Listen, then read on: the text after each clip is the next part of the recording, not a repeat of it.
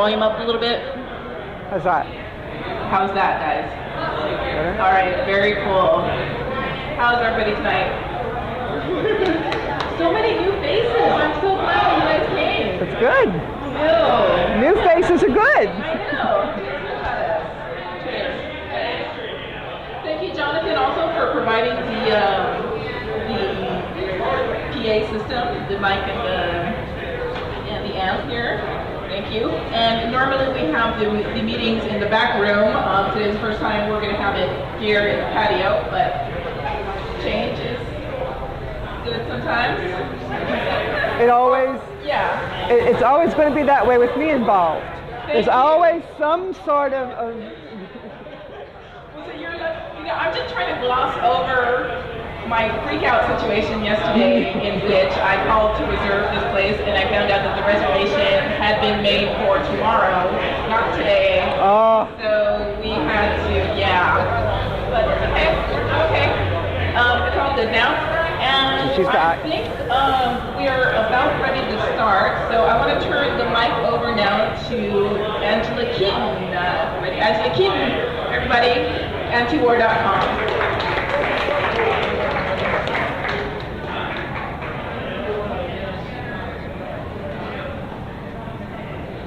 I gotta say, Melinda knows how to bring in a crowd, and I can't tell you how delighted I am about this topic and this speaker tonight. I am thoroughly, it's like basically the Libertarian Party and the Libertarian movement coming back to its roots tonight.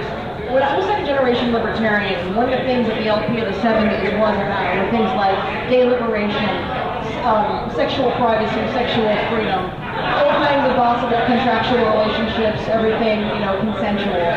And at that time, sex workers, of course we didn't use that term that's a bit Marxist, but escorts and dancers and phone sex operators and people who do all kinds of amazing and interesting things in sexual and erotic arts in the world were not just welcome to libertarian events, but were speaking at events pretty regularly. In fact, doing some of the most important activism, and to this day, I am very, very proud the Libertarian National Committee has on it Starchild, who's one of the most nationally well-known escorts and Ron Paul fans in the world. So, in working at antiwar.com, one of the things antiwar.com, obviously we're very strictly focused on empire, but in terms of the staff, there are things we're very, very positive toward. One is Ron Paul, the other is marijuana, and the third is sex work. This is something really near and dear to our hearts and various staff members.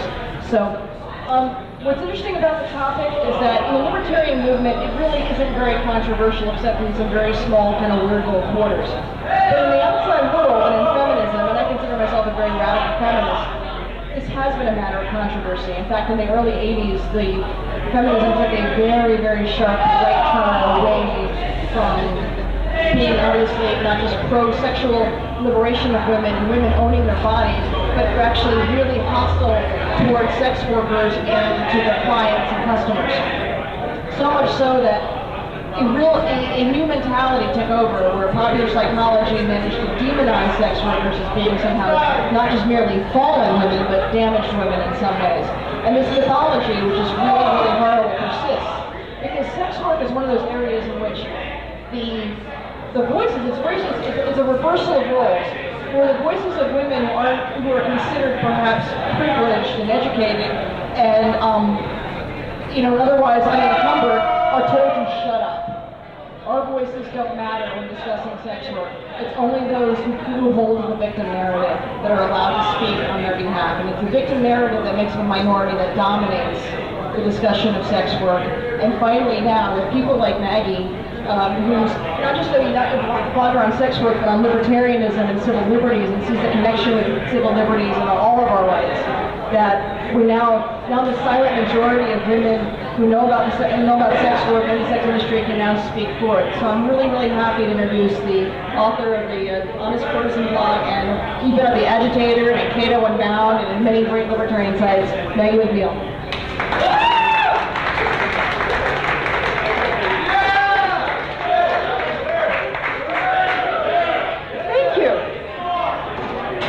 Of course, I'm hearing my own voice through the amp. I'm not used to that, so if I grimace once or twice, that's the reason. Just not used to hearing my own voice.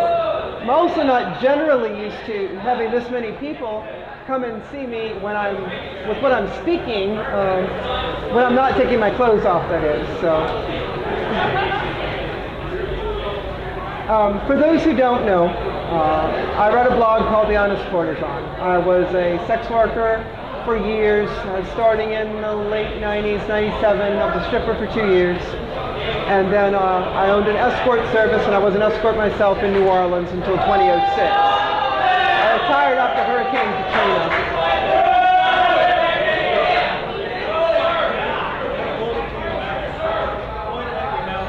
More like that? Whoa.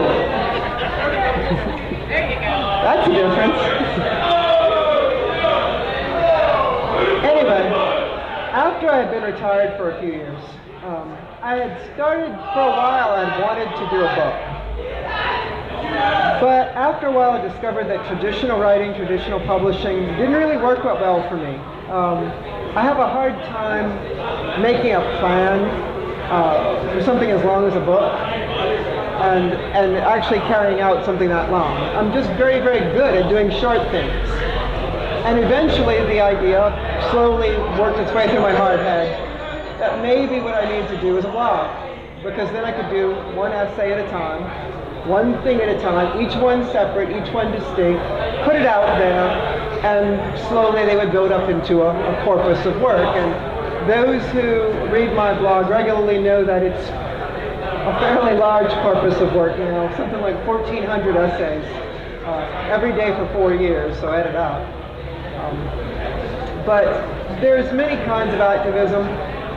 What I wanted to do, and what I find myself doing, and what I like doing, is doing exactly what I'm doing here tonight, which is speaking to people who maybe aren't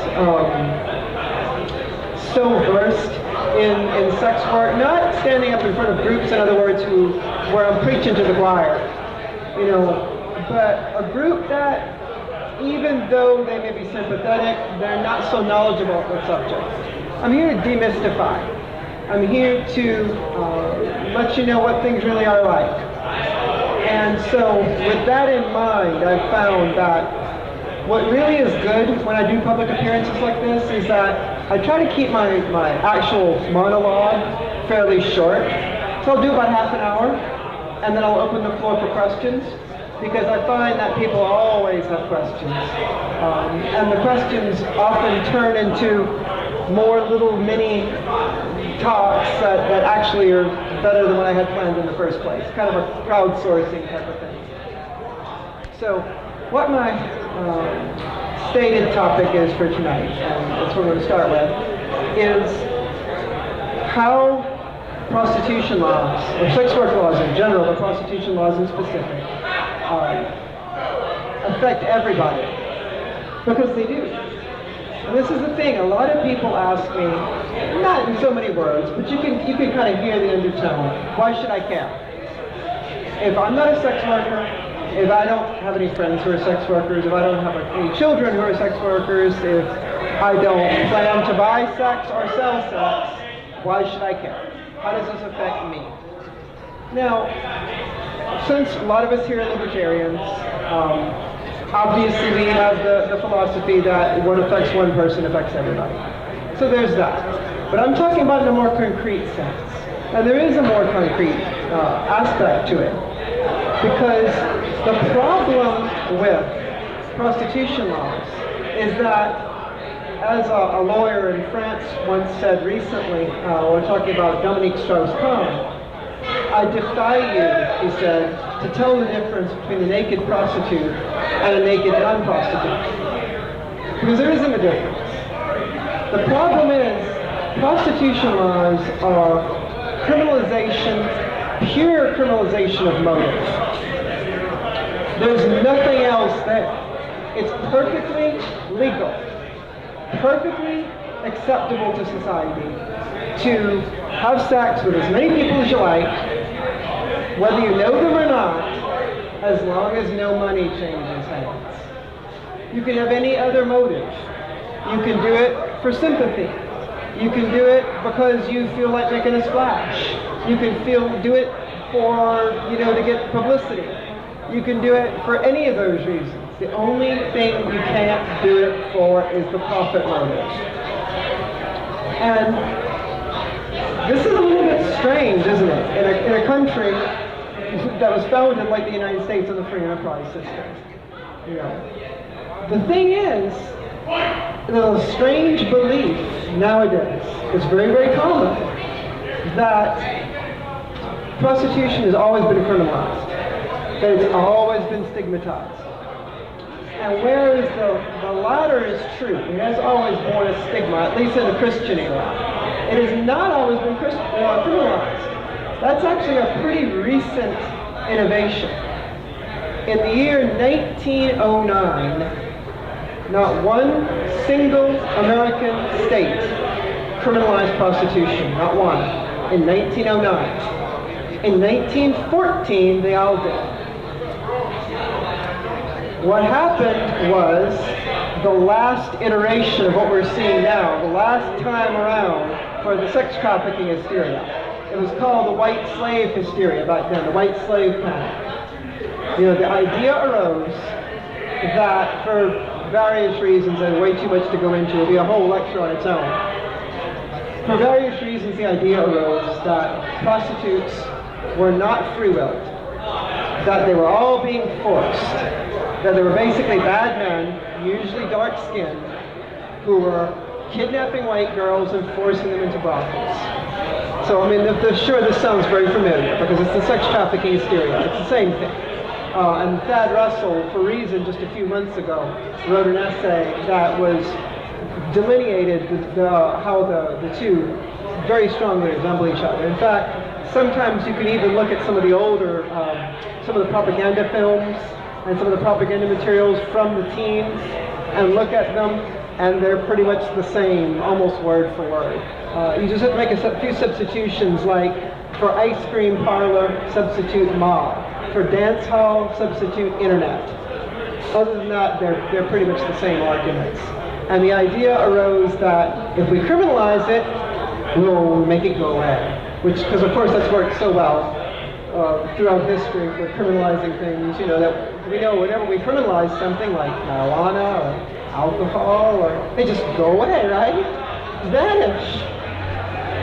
But anyway, this criminalization idea was very new, but by 1914 it was established everywhere in the United States. Now, the problem is with these laws, on the one hand, they do have the same sort of problems, the same sort of effect on the general population as the drug war does, in the sense that there is an infringement of civil liberties for everybody that's necessary to enforce these laws. You can't find out if people are smoking weed in their own living room unless you give the police powers to basically sneak into the living room, so to speak, peer into the living room to stick their nose into people's business. So sex work is the same way. In order to find out what people are doing behind closed doors, you need to establish that surveillance over everybody. But that's not really what I'm talking about tonight either. What I'm talking about is things that directly influence direct individuals, not just in a sense of an undermining of civil liberties, but in a direct effect. I'll give you an example.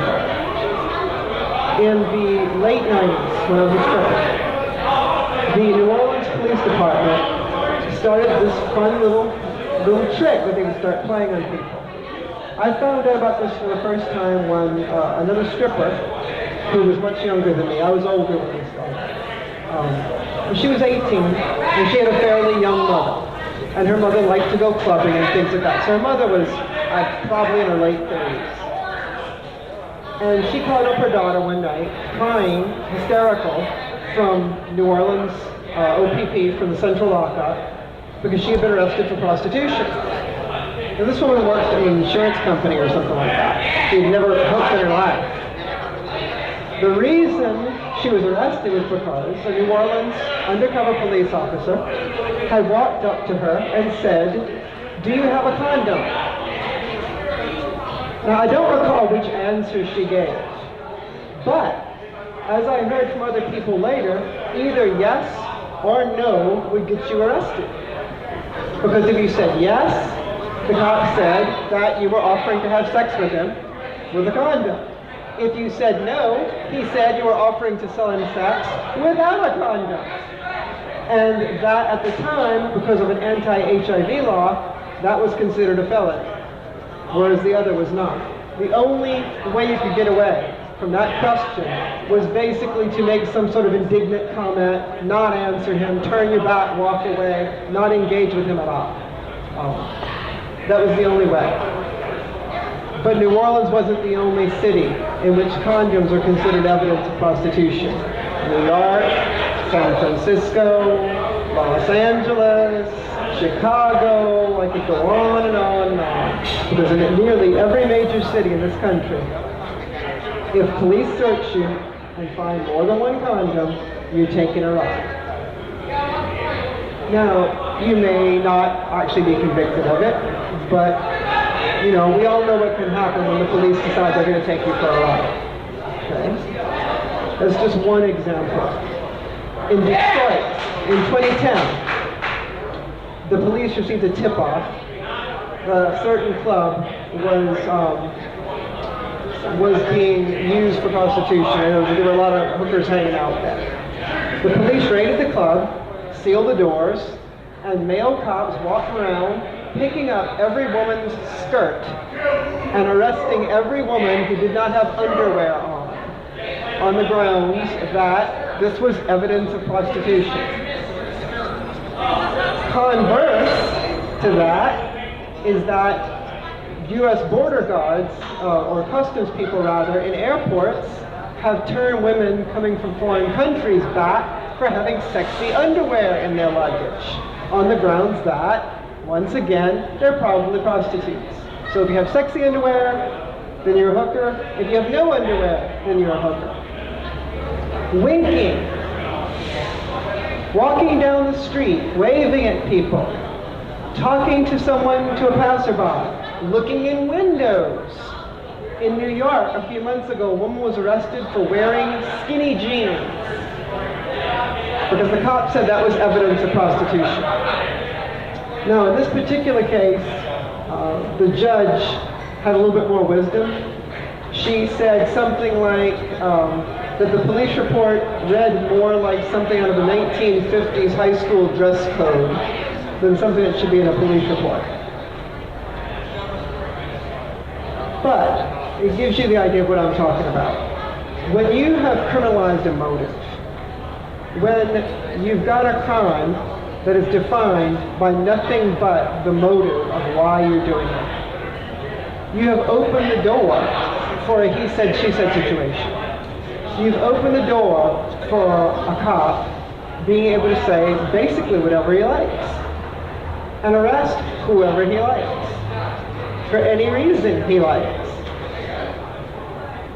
because there's no necessity for any kind of evidence. On my blog I have a tag, evidence, and it's used in an ironic sense because it's all stories that relate to these kind of nonsense.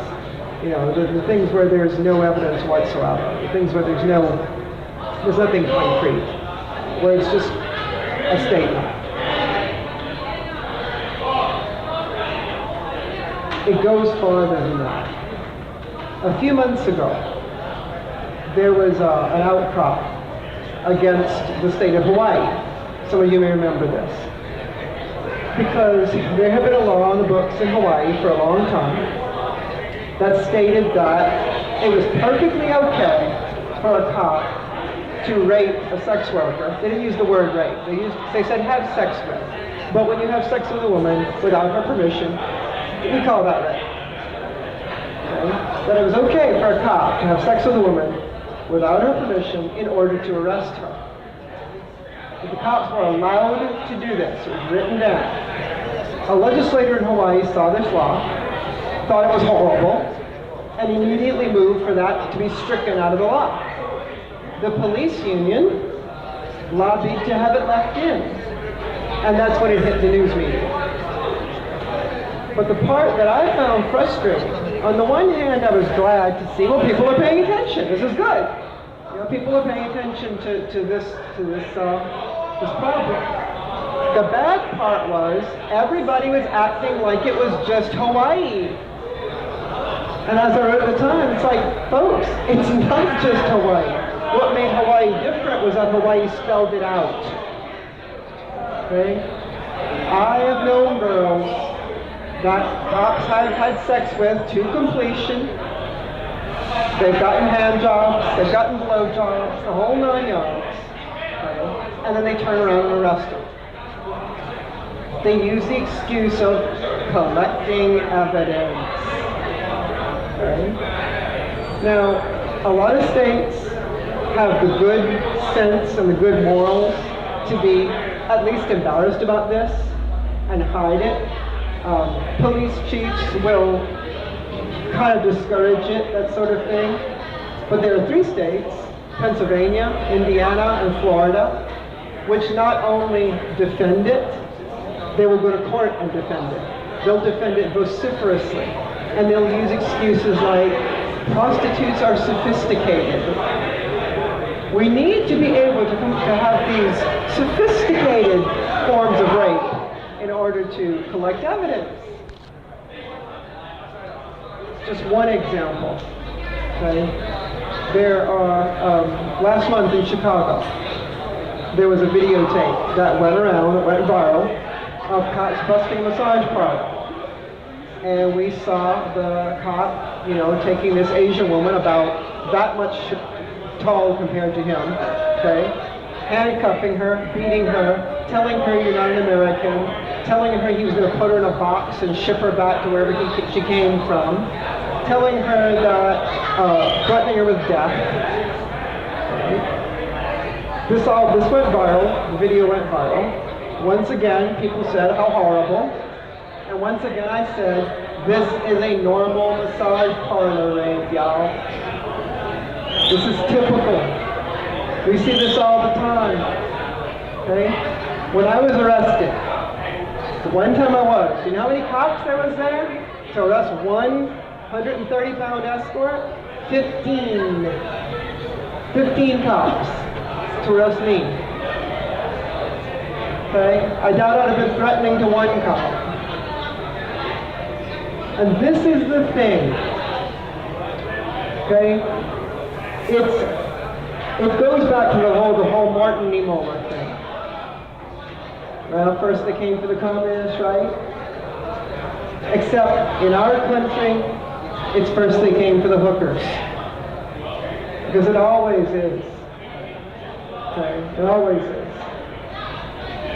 Drug war aside. It's always people who are engaged in some sort of vice that offends the puritanical minority. Because they paint themselves as a majority, and they're not a majority. Puritanical minority. It always starts with the prostitutes. Because they're the ones nobody will stand up for. Because when a woman loses her job because she has a history of prostitution, nobody says anything. Nobody stands up for that. Nobody cares. But it doesn't stop with her. Because then it expands to strippers. And then it expands to massage, to masseuses. And so on, and so forth, and so on. Just last year in New York City, there were cops staking out a gay video store. What their trick there was they would send a good-looking young cop in to flirt with gay guys in the store. Okay? They would agree to go somewhere together. On the way out of the store, the cop would suddenly say, "Oh, by the way, I'm going to charge you $100. And basically, if the guy did not instantly turn tail and flee and run, the cops then came out of the woodwork and arrested him and said that he had accepted the offer of prostitution. So what's going on here? This is just a way they were using prostitution as an excuse for harassing gay people, is what they were doing. Because let's look at it, seriously here. Do we really believe these cops believe there was a serious problem of prostitution in gay video stores? No. It was just an excuse. It was just a way. It was just a means. And that is what is going on with this whole sex trafficking thing that you're seeing around you. You start with something that nobody will defend, right? Not just prostitution, but we're going to really jazz it up. Okay? We're going to say it's slave prostitutes. So they're enslaved, they have no free will. We're going to say they're underage. We're going to say they're trucked in from foreign countries, because that way you see we get the bigots too, right? And once you've made this fantasy, once you've made this fable about sex trafficking and gotten people to believe in it, it's like terrorism. Because then you can start abrogating liberties on a massive scale. Then you can start using it as an excuse for searching everybody and anybody. A couple of months ago, there was a young woman who was a dancer. And she was going to go to a dance camp. She was from Oklahoma. She was going to go to this dance camp in Houston. So her mother signed a power of attorney, because she was underage, for her dance teacher to be able to take care of her. He was going to be her guardian while she was in Houston. Well, the only problem was, of course, these people, the teacher, the girl, and the mother, all three of them were normal people, thinking normal people thoughts. They didn't think there was going to be anything strange about this, right? He had the paper. They were just going to go down to Houston and do the dance camp. They didn't stop to think that the young girl was white and the dance teacher was black. And when the Houston cops saw an adult black man with a teenage black girl, they decided sex trafficking. And they arrested them, and they held the girl, and the girl was hysterical. They threw the dance teacher in jail. They wouldn't take the mother's word over the phone. They wanted the mother to get on a plane and fly down from Oklahoma to claim her daughter. This is the sort of thing that's happening with sex trafficking today. Just a few months ago, time scale gone now. Maggie McNeil, libertarian writer, wrote about a program that TSA is beginning to implement. It still hasn't been ramped all the way up yet, but it's in the works. TSA is now training their operatives to look for sex traffickers. And not just in airports. No. They plan to put them in bus stations. They plan to put them in train stations. And the kind of signs that they're telling people to look for, that that would qualify them for enhanced searches and enhanced scrutiny, are the sort of things that pretty much happens when people travel in general. Just nervousness, young woman with an older man, that kind of thing. The idea that a male parent might be traveling with his daughter is not even in the rules. And so all these things, the searches, the accusations out of whole cloth, the sex trafficking leading to I'm sorry? Yes, looking in your electronics. Okay, all these things. They all start with that same premise. They all start from that same premise of prostitution. Because when you think about it, the drug war was beautiful for police state tactics, right? All you gotta do is plant a little bit of grass on somebody, plant a little bit of powder, right? Claim the drug dog bark or whatever, and you got it. But even there, you still can't cover as big a percentage of the population as you can with prostitution.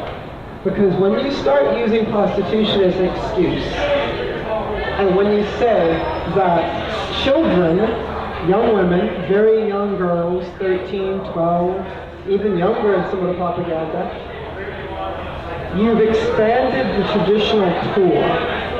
You've taken the normal, in the past, only women pretty much in their late teens, early 20s, that sort of thing, would have been targeted by the police. Once you were over 35 or so, they didn't pay attention to you. If you were still young, they didn't pay attention, right? But now, with the sex trafficking propaganda, now we're being told that any female of any age could potentially be a prostitute. And because of the rhetoric surrounding the idea of forced prostitution, her male companion also becomes a suspect. Because now he's a pimp. And this is an important thing to remember. This is an important thing to consider. A lot of people, when we start talking about the trafficking hysteria,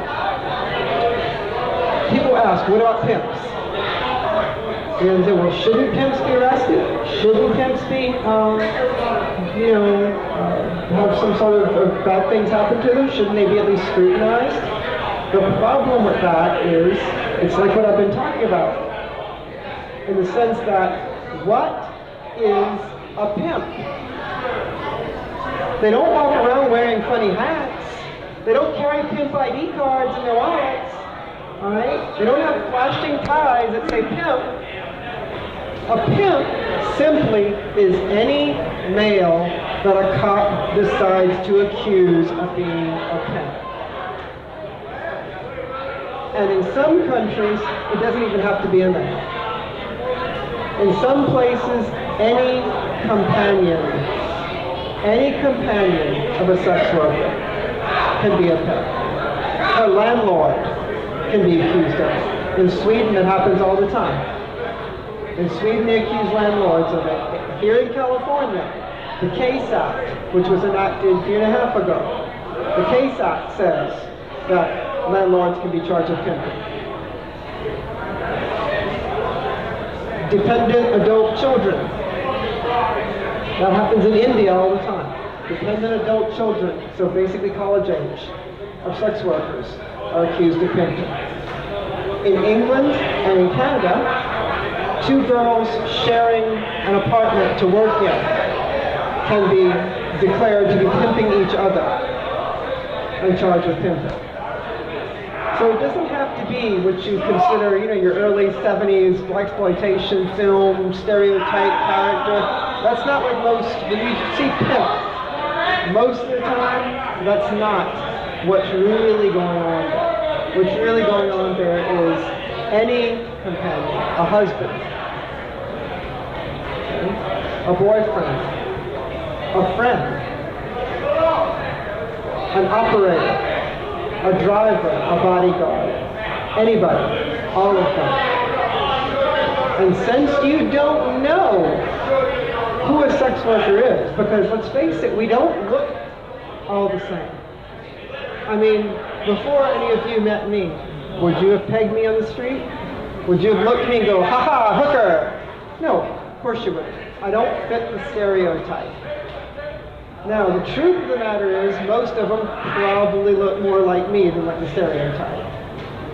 Okay? But if any woman can be,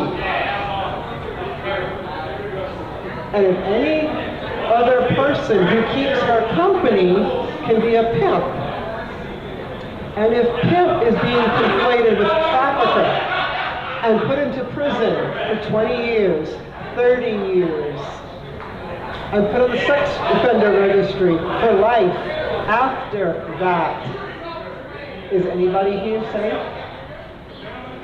Are any of us safe?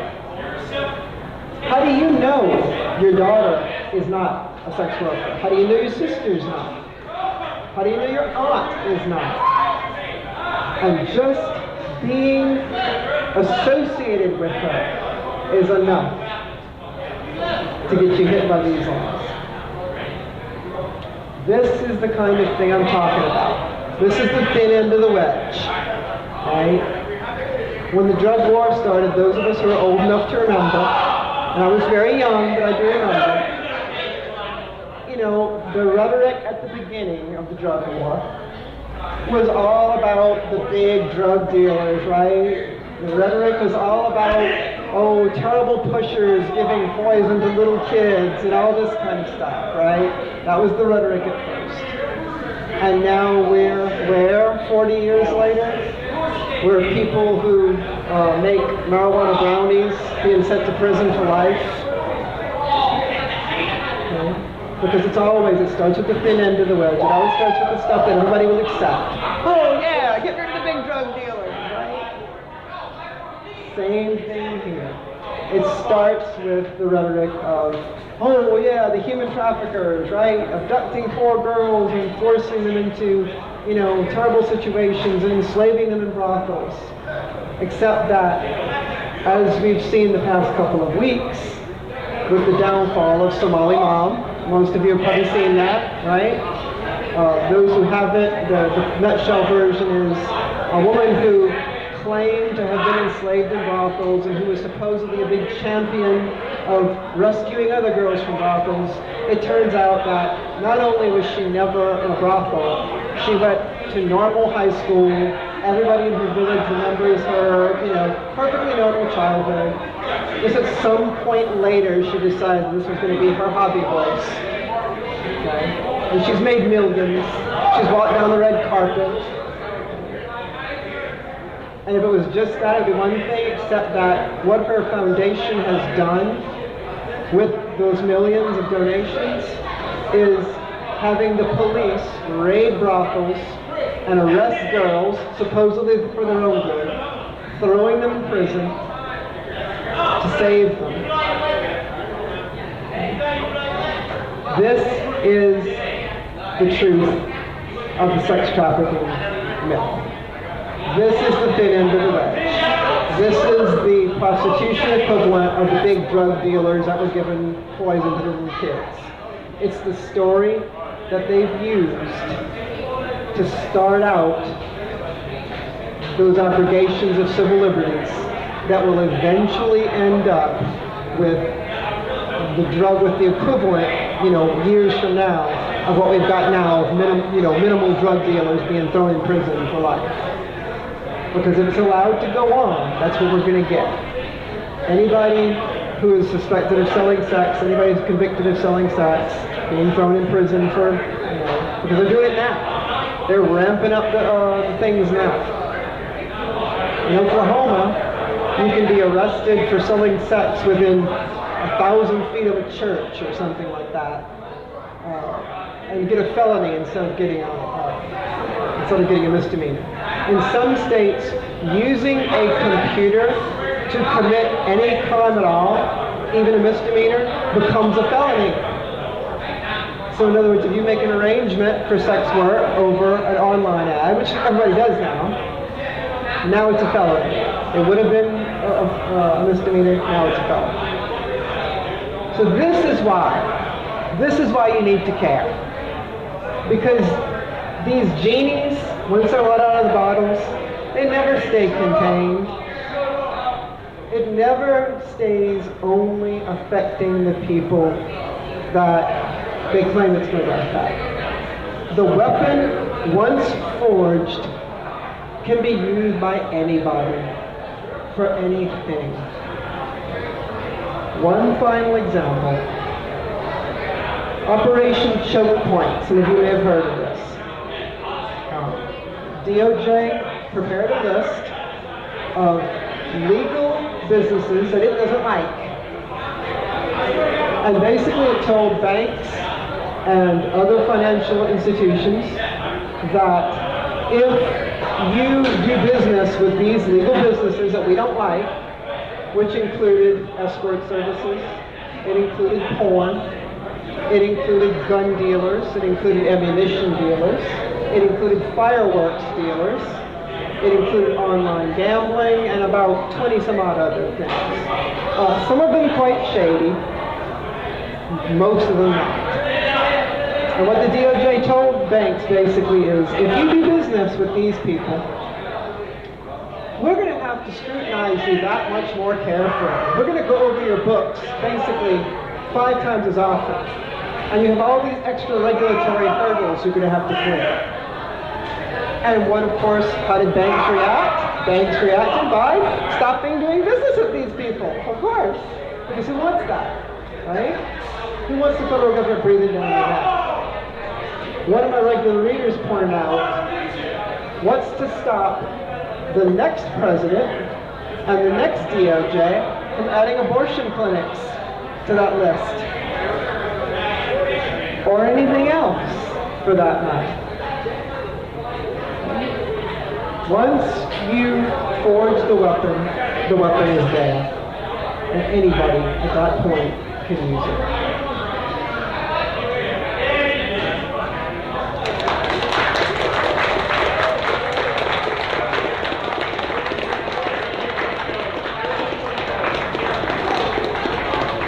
I'm sure there are plenty of questions, so I like to leave a lot of space because people do have questions, and don't be embarrassed because really, I don't mind. Once you've taken off your clothes in front of like rooms full of people, modesty sort of becomes a quaint memory. I really don't mind. Yes.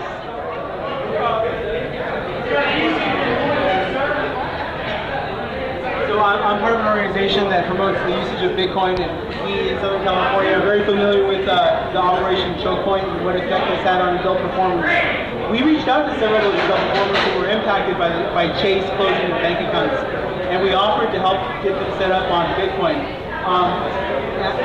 Being in this space, how would you best position Bitcoin, which is a way of transferring value from one individual to another without having to go through a bank? The benefit of this. We're trying to explain what Bitcoin is. And it's basically money without banks. It's money without pictures of politicians on your currency. Does that immediately register as valuable, or is there something else that we need to explain other than the fact that this is something that they cannot be shut down? The way that the banks shut down their ability to collect payment. I think the problem, I think part of it is that there is very little difference between sex workers and the general population. And what I mean by that is you've got bright sex workers and you've got stupid sex workers. You've got imaginative ones and unimaginative ones. You've got very experimental, adventurous ones, and you've got extremely conservative ones. And politically, all across the spectrum. So I think even with the impetus provided by Operation Choke Point and other similar things, I think you're not going to find sex workers adopting Bitcoin any more quickly than the general population. So in other words, I think whatever is going to work on the general population will work on them. And there are a few examples. There's at least one escort agency in Great Britain that accepts Bitcoin. I know that. I believe somebody told me that there's one in California that does. But I'm not positive of that. Don't quote me. I know about the one in Britain. I think it's just going to take time because the government's done a very good job and the media have done a very good job of creating these scares. Like a few months ago when there was that drop in value, right? And also I'm not familiar so much with how Bitcoin works myself, but I know that there's those organizations where you can buy money, you can pay money and actually get Bitcoin, and didn't they close one down here in the United States recently? So there are things like that, and I think I think a lot of it goes back to the once bitten, twice shy thing. I think a lot of escorts have been burned a few times by non-cash forms of transaction. A good example was when I first started escorting in 2000, beginning of 2000, a lot of escorts took PayPal. A lot of escorts took PayPal. Okay? So there are a lot of porn people. In fact, it has been pointed out that eBay and sex were the two things that built PayPal, pretty much. But when eBay bought PayPal or whichever one it was, when they combined into one, all of a sudden sex workers were persona non grata. right? They didn't want it anymore. And in fact, PayPal sprung that on them by surprise. So all the sex workers, when PayPal decided to do this, that had a balance on PayPal, guess where it went? Into PayPal's pocket. Right? There was an organization very recently in the news. There was an organization called WePay, which is a payment processor. There was a cam girl who did some porn, and she had developed Eden Alexander is her name. She's in San Francisco. And she had developed what are these odd reactions that people sometimes have to a very normal prescription medicine? Just something a doctor didn't think twice about prescribing, but she had a very bad reaction to it. And it caused some kind of like a skin, like a necrosis in her skin. The doctor, when she went in to say, what's wrong with me? The doctor said, oh, well, you do porn, so it's probably just drugs. It just blew her off. By the time she finally could get something done, she was in critical condition. She was in the hospital. Her medical bills were enormous. And she started her friend started a fundraiser on one of these, it's kind of like Kickstarter, but it's for medical bills specifically. And WePay was the processor. When WePay saw that it was a porn girl doing this, WePay shut it down. WePay basically said, no, sorry, sex workers can't use our system, even for medical bills. Well, there was a huge outcry. The story had a happy ending as it turned out, because another payment processor that saw this reached out on the internet to her friends and said, whoa, whoa, whoa, whoa, my company won't do this, start one of mine. And the amount that WePay seized was only $1,000. She ended up with $9,000 by the end of the weekend. So, but the reason I mention it is because it's an example of, if you find sex workers to be a little skittish about electronic payments, it's because we have this long history for the past 15 years of things like PayPal and Visa. Oh, Green Dot was another one. A lot of girls were using Green Dot cards to take deposits and things like that. And then a few years ago, Green Dot suddenly decided if they saw you using a Green Dot card for, say, Backpage or something like that, they canked the Green Dot card. And when there's no cash, when it's not in your hand, it's very easy to steal that money. And I think that's what you're up against. I know that you can't really do that with Bitcoin, but they don't know that. And so I think it's just going to take time to get them to understand that it is more secure, that there's not a centralized agency like Green Dot, like PayPal, that there's not an authority that some prude can say, oh look, we can enrich ourselves and steal $1 million from all these sex workers. Any questions? Come on, I know there's another one, okay. There's sort of an enmity between two classes of women, I think, those who are sex workers and those who are not. I'm not generalizing all those who are not, but certain ones who are not. How do you get the sympathy? I think that's a lot of, that maybe is behind some of this persecution of sex workers. I'd just like to hear your thoughts on that and how do we overcome it. I think what you're saying is absolutely true. There is if I had to, somebody asked me recently at one of my most recent appearances actually, if I had to pick a sex, male or female, that was more of a hassle to sex workers, which one would it be? And yeah, it's the women. And I think part of it is, it goes back to Evo Sight. I think part of it is mate guarding. You know, I think a lot of women that are uncomfortable, that are insecure, feel like a sex worker is going to steal their husband. And of course, nothing could be farther from the truth. The fact of the matter is, as we often say, and I say this and I've heard others say this, is that we've probably saved a lot more marriages than we've ruined. Because, I'm not generalizing here, but I'm just trying to, I am generalizing. If a guy is going to cheat, and he can cheat with a professional who has no motive whatsoever except to get a certain amount of his money, or he can cheat with a girl whose motive is unknown, could be looking for a boyfriend, could be kind of maladjusted and could be a fatal attraction type of thing, might start calling him at home, might start expecting him to run away with the wife, might start complaining that he doesn't spend enough time with her, okay? A sex worker avoids all these things. But women don't see it that way. I think a lot of women see it as an all or nothing affair. They think if the sex workers are not available, he won't have an avenue. They think that they've closed the doors. And this is a strikingly naive concept, but it's out there. The worst part, historically speaking, the line between good women and bad women, and there always has been one, the line between good women and bad women was not drawn historically at the taking of money. It was drawn at having sex outside of marriage.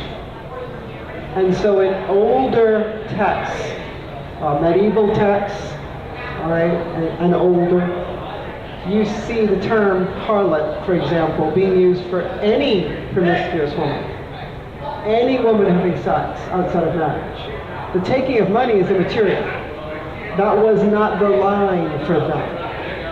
In fact, Thomas Aquinas once argued in one of his dialogues that if a man is going to have sex with a woman he's not married to, then it's immoral not to pay her.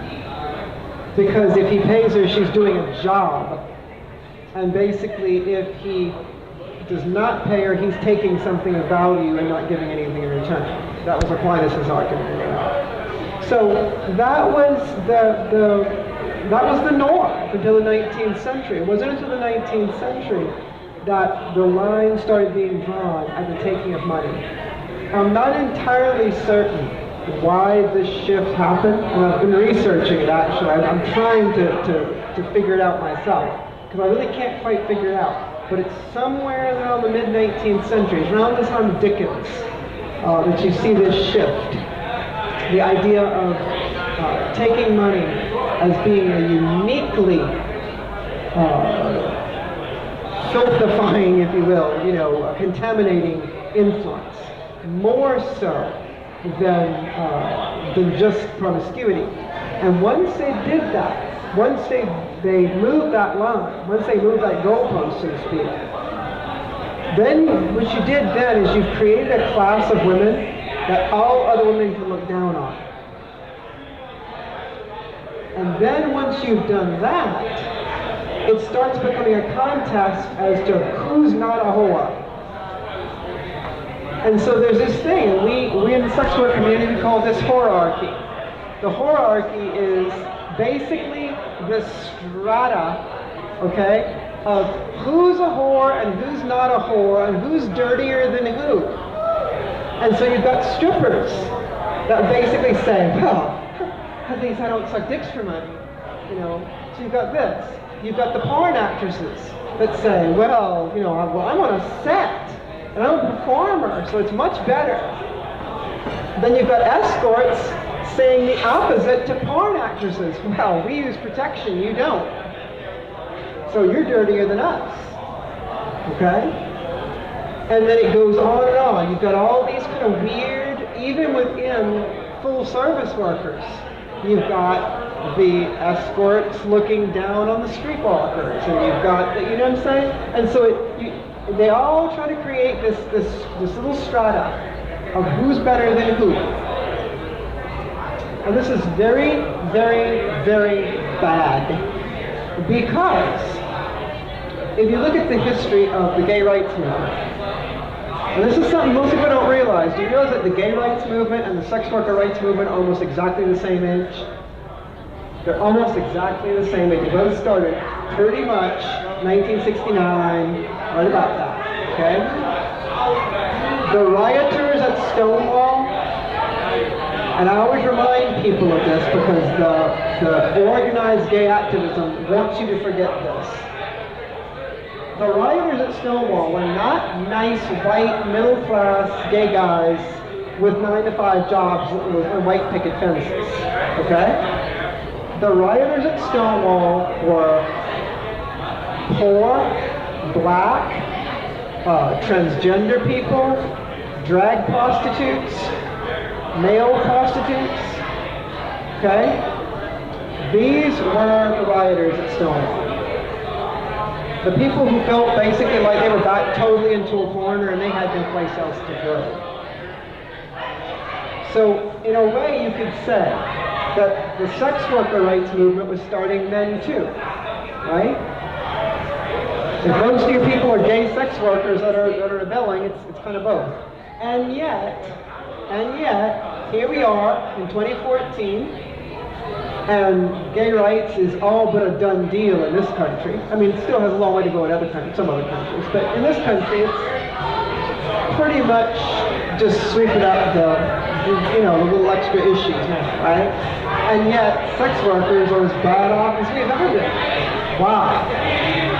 I think the reason for that is because in the 70s, when I first heard of gay rights when I was young, it was called gay rights, right? Then in the early 80s, it became gay and lesbian rights. Then in the early 90s, it became GLBT, gay, lesbian, bisexual, and transgender. And then they started adding more and more to it. So basically, they were building a big tent, right? In the 80s, we also had the arrival of PFLAG, Parents and Friends of Lesbians and Gays. So what happened was, not only did they bring a bunch of different groups together under the banner of gay rights, they also brought in allies, they brought in friends, they brought in family, they brought in a bunch of people that were all concerned with the same cause. A bunch of allies they could rely on. What do we have in the sex worker community? Well, I'm better than her. Well, she's dirtier than me. Okay? It's exactly the opposite of what we need to be doing. It's the drawing of lines. And it happens all the time. It happens in print. I saw an article in Huffington Post not that long ago where a retired porn actress, who shall remain nameless, was arguing that to advance the cause of sex worker rights, porn performers need to distance themselves and not call themselves sex workers anymore. So it's drawing the line, right? This happens all the time. Now, there are some examples of the opposite. Mistress Matisse, who is a friend of mine who lives in Seattle, she's a dominatrix. She used to be an escort. She's a dominatrix now. She considers herself a sex worker. She identifies as a sex worker. She is active in the cause. But a lot of dominatrices do not feel that way. Again, same thing, right? I don't touch my clients. So therefore I'm better. And until we get to the point where that goes away, where we can make people understand that not only all sex workers need to bind together, but clients and allies, right? And we're just not there yet.